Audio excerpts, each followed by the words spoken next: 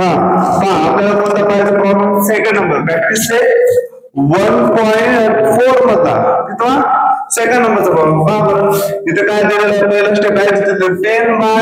x plus y plus 2 by x minus 1 equal to 4 म्हणजे चला काय लिहू शकतो आपण 10 into 1 by x plus y हे तुम्हाला स्टेप समजण्याकरता मी सांगत आहे असं करू ना सेकंड स्टेप लिहिलं पहिला इक्वेशनचं हे समजण्याकरता सांगतो 10 by x plus y म्हणजे करायचं 10 into 1 by x plus y आणि इथे काय असतं 2 into 1 by x minus y equal to 4 second equation काय 15 by x plus y minus 5 by x minus 1 equal to काय असतो minus 2 मग नेक्स्ट पाहता इथं काय होईल याला काय देतो आपण 15 into 1 by x plus y आणि minus 5 by 5 into 1 by x minus 1 by x minus y equal to minus 2 हे आपण या स्टेपला असे मिळवू शकतो आणि या स्टेपला ह्या मेथडमध्ये पण मांडू शकतो फक्त त्याच्यावर तुम्हाला एवढं सांगणार आहोत की इथला जो सेम टर्म आहे पहा बरं 1 by x plus y आहे आणि इथं पण काय 1 by x plus y next इथं पहा 1 by x minus y आणि इकडे काय आहे पुन्हा 1 by x minus y आपण काय करणार यामध्ये पहा बरं 15 into 1 by x plus y and 5 into 1 by x minus y आणि इथं काय 10 into 1 by x plus y and 2 into 1 by x minus y आता 1 by x plus y आणि 1 by x minus y ला काय करणं रिप्लेस करणं कोणत्या लेटर न करू p q न करू m n न करू कोणत्या करू तुमच्या मनावर p q न करू पहा इथं काय करतो 1 by x plus y is replacing by p and 1 by x minus y is replacing by q मग काय होणार इक्वेशन पहा बरं फर्स्ट इक्वेशन नुसार आणि सेकंड इक्वेशन नुसार आता आपण 10 ला 10 दिलं ना 1 by x plus y च्या ठिकाणी काय लिहिलं p इथं 10p प्लस नंतर 2 into 1 by x minus y साठी काय लिहिलं q 2q equal to 4 आणि इथं काय next 15 1 by x plus y साठी p आणि नेक्स्ट काय minus 5 1 by x minus y साठी काय आहे q equals to minus 2 याला इक्वेशन नंबर आपण काय देऊ थर्ड अँड फोर्थ हे समजलं स्टेप आपल्याला इझी वे ने सांगणार हो समजत नसेल ना सांगतो पहा 1 by x plus y आणि 1 by x plus y साठी काय करू रिप्लेस करायला कशाला p ने आणि 1 by x minus y आणि 1 by x minus y साठी काय करू q ने मग इथं काय 10p plus 2q equal to 4 इथं काय 15 into p म्हणजे काय 1 by x plus y होता बरोबर म्हणजे इथं दिलं 15p minus 5q equal to minus 2 ह्यासाठी या दोघांसाठी काय केलं pp ने रिप्लेस केलं म्हणजे इथं pp आणि इथं 1 by x minus y साठी आणि इथं 1 by x minus y साठी q ने हे इक्वेशन आलं थर्ड अँड फोर्थ आता नेक्स्ट आपण सायमल्टेनियस इक्वेशन मेथड नुसार पाहू शकतो काय सेम टर्म आहेत का pp किंवा qq चे आहेत का नाही आपण कोणत्या याच्या आणायचं तुमच्या मनावर सांगा कोणत्या याच्या आणू p चे आणू का q चे आणू तुमच्या मनावर सांग लवकर फास्ट p चे आणू p चे आणायचे असतील तर पहा इथं काय करणार 15 ला इक्वेशन नंबर 4 ला मल्टिप्लाय आणि इथल्या 10 ने इक्वेशन नंबर 4 ला मल्टिप्लाय मग इथं काय होणार 15 is multiply by equation equation 3 and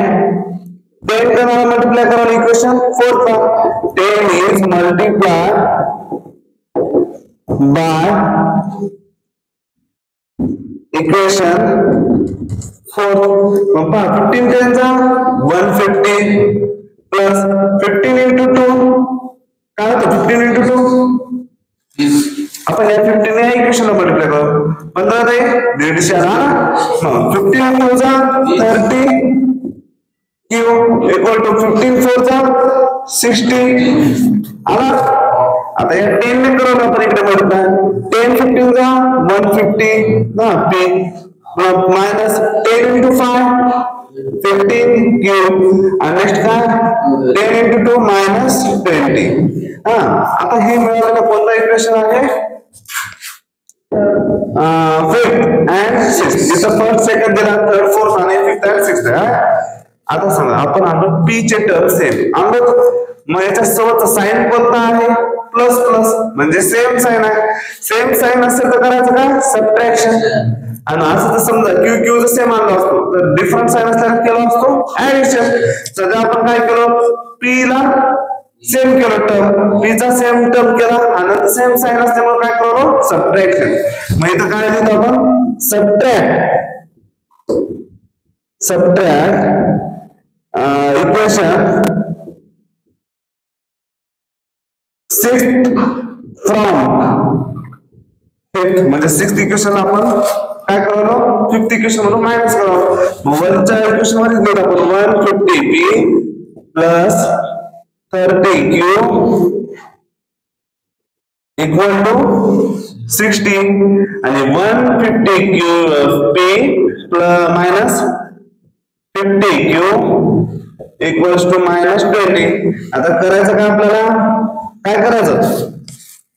subtraction मग इथला साइन काय होतो मायनस इथला मायनसचा प्लस आणि इथला प्लस 150 गेट झाला कॅन्सल आता 30 आणि इथला प्लस म्हणजे 50 आणि 30 काय होतो 30 प्लस 50 80 क्यूब आणि 60 प्लस 20 80 मग क्यू ची व्हॅल्यू काय असते 80 डिवाइडेड बाय 80 81 जा 80 81 जा 80 काय आलं असतं 1 म्हणजे क्यू ची व्हॅल्यू काय आलेली आहे 1 आता आपल्याला p ची व्हॅल्यू आपण q ची व्हॅल्यू कशा तरी ठेवू आपण put q equal to 1 in equation 5th का इकडे माहिती आहे थर्ड फोर्थ किंवा फिफ्थ सिक्स्थ मध्ये ठेवू शकतो आपण फिफ्थ मध्ये ठेवू थर्ड मध्ये ठेवू सोपं जाईल थोडं आणि का आपण काय करू थर्ड इक्वेशन मध्ये ठेवू मग पहा काय तो 10p प्लस काय 2q q म्हणजेच काय 1 इक्वल्स टू 4 10p म्हणजेच काय 10p ला 10 केले होते आणि प्लस 2 into 1 2 प्लस 4 ला plus 4 10p equal to 4 minus 2 कारण का हे 2 जो तिकडे गेला काय झाला मायनस 10p प्लस 2 कधी 12p होतं का नाही होत मग आपण काय केलं 10p ला 10p लिहिले आणि प्लस 2 तिकडे वाढवलं मायनस 2 झालं शिफ्ट केलं मग इथं काय झालं 4 मायनस 2 2 आणि 10p ला 10p म्हणजे p इक्वल्स टू 2 बाय 10 2 1 जा 2 2 5 जा 10 p ची व्हॅल्यू काय आलेली आहे 1 बाय 5 आता आपल्याला पाहायचं काय q ची व्हॅल्यू आलेली आहे आणि p ची व्हॅल्यू आलेली आहे 1 बाय 5 आता आपल्याला माहित आहे p आणि q मिळालेलं पण आपल्याला ऍक्च्युअल पाहिजे काय x आणि y च्या व्हॅल्यू नुसार आता इथं काय लिहिणार पहा काय लिहितो आपण p इज इथं असं लिहितो 1 by x plus y p बरोबर काय होतं 1 बाय x प्लस y इथं लिहितो थोडं p equal to 1 by x plus y आणि नंतर काय होतं q बरोबर काय देत होतं 1 बाय x मायनस 1 आता तुम्हाला p ची व्हॅल्यू तर माहित आहे ऑलरेडी काय 1 by 5 equal to 1 by x plus y आहे नेक्स्ट काय आहे q म्हणजे काय आहे 1 इथं दिलेलं आहे का नाही मग इथं 1 बाय x मायनस 1 आता इथली मेथड मात्र थोडं समजून घ्या तेव्हा त्याचं आता रिप्लेसिंगचं कळलं मग इथून काय करू सायमल्टेनियसली सॉल्व्ह करून pq काढू आता पण आपण रिप्लेसिंग केल्यामुळे त्या टर्मला आपण x y नुसार काय करणार x आणि y ची व्हॅल्यू काढणार मग आता इथं पहा 1 by 5 equal to 1 by x plus y आणि इथं काय 1 equal to 1 by x minus y आता हे x प्लस y चं डिनॉमिनेटरचा इकडे आला का तो 1 च्या मल्टिप्लिकेशन मध्ये जातो मग 1 into x प्लस y म्हणजे काय असतं x प्लस y आणि काय असतं इक्वल टू 5 का हे याच्यासोबत इथं मल्टिप्लाय झाला आणि हा इकडे वाटतो 5 into 1 5 करेक्ट आहे हे समजते का x प्लस y ला आपण ह्याच्यात वाटलो समजा मी असं जर लिहिलं असतो आणि इथं काय केलं असतं 5 into 1 व्हॅल्यू असतो. तर 1 into x x झाला असता, प्लस ला प्लस 1 into y y झाला असता. मग x प्लस y डायरेक्ट लिहिलं चालेल, समजलं. आणि 1 into 5 5. मग आता हे मिळालेलं इक्वेशन समजा आपला 7 नंबर समजा. आणि इथं पाहतो 1 by 1 इथं काय करायचं असतं 1 by 1 x minus y तर काय डिनॉमिनेटरचा काय झाला इकडे शिफ्ट केला तो 1 च्या मल्टिप्लिकेशन मध्ये आला. 1 into x minus y म्हणजे x minus y आणि 1 into 1 1. आता हे अशा प्रकारे इक्वेशन आलेले आहेत. कोणता हे 8 नंबरचा इक्वेशन. आता आपल्याला काय करायचं x आणि y ची व्हॅल्यू ऍक्च्युअल. आता इथून आणि सॉल्व्ह करा. इथं काय पहा हे सेम x plus y आणि x minus y आहे. आता दोन्ही पण सेम आहेत. x चे पण टर्म्स आहेत, y चे पण सेम टर्म आहेत. आपल्याला सोपं जाईल कोणतं हे प्लस y आणि मायनस y डिफरंट साइन असतात. डिफरंट साइन असेल तर काय करायचं ऍडिशन. मग इथं काय होईल ऍड 7 and 8 इक्वेशन. कोणता 7 and 8 इक्वेशन आहे. 7 आणि 8 इक्वेशन मध्ये power x plus y equal to 5 आणि नेक्स्ट काय x minus y equals to 1. Addition करायचं म्हणलं तर plus 1 minus 1 8 cancel x plus x 2x 5 plus 1 6 x equal to काय तो 6 ला 6 हा इनटू मधला 2 काय होतं इकडे गेला डिवाइड होतं 6 बाय 2 2 1 जा 2 2 3 जा 6 x ची व्हॅल्यू काय आलेली आहे 3. आता आपल्याला काढायची कोणती व्हॅल्यू y ची. मग पाहिले आहे put y equal to put x equal to 3 in equation. कोणत्या इक्वेशन मध्ये ठेवतो आपण 7 का 8 मध्ये ठेवतो. सांगा आलेली x ची व्हॅल्यू 7 का 8 मध्ये ठेवतो. कोणत्या ठेवतो 8 मध्ये 8 मध्ये ठेवतो. इन इक्वेशन 8 कोणत्या इक्वेशन मध्ये ठेवतो व्हॅल्यू सेम म्हणजे ना 8 काय x minus y x minus y म्हणजे x ची व्हॅल्यू काय येतं 3 minus y equals to 1 minus y equals to 1 ला 1 हे प्लस 3 जो आहे इकडे गेला का तो शिफ्ट केला तर